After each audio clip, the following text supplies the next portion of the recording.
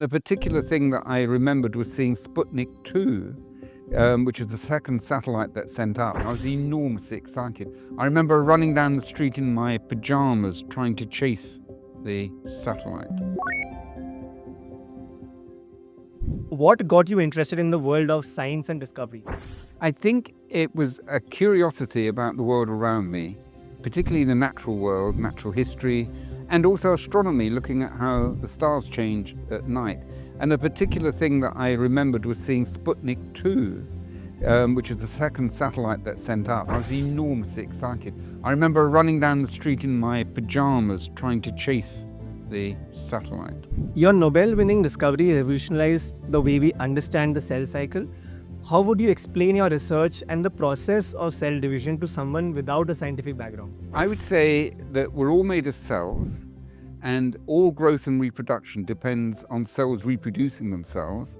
And the cell cycle is the process that leads to the reproduction of one cell into two. So it's a fundamental process. What my work did was to identify the proteins that control the rate at which a cell proceeds through the events that are needed for a cell to successfully reproduce itself. The control we worked out, which we worked out from experiments working with yeast, which is obviously very simple, we showed that exactly the same control worked in human beings. And what that meant is that essentially the same mechanism has been around for 1.5 billion years. What has been the significance of your research in shaping the world's understanding of diseases like cancer? It's relevant to cancer in two ways. One is the proper cell cycle control ends up with the genome being properly copied and then being segregated, pushed into the two newly divided cells. That requires high quality cell cycle control, and defects in cell cycle control can lead to genetic damage, which can lead to cancer. So it's critical for cancer for that purpose.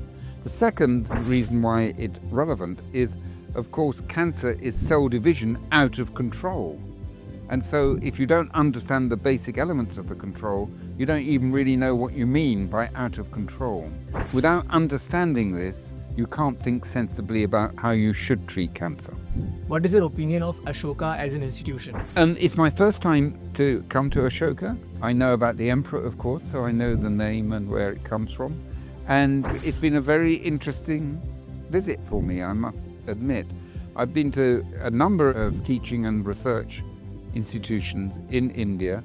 What strikes me here is how well put together it is, and for that matter, how enthusiastic the students seem to be.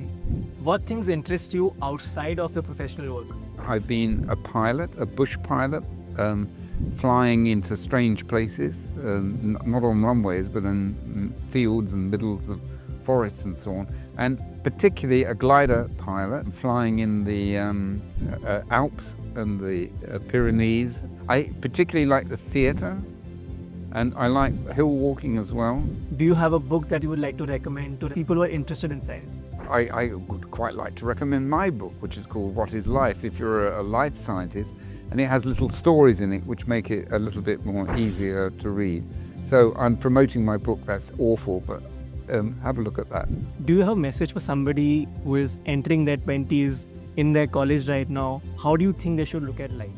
First of all, your life is before you, and what you do next will make your life. So it's very important to think about that.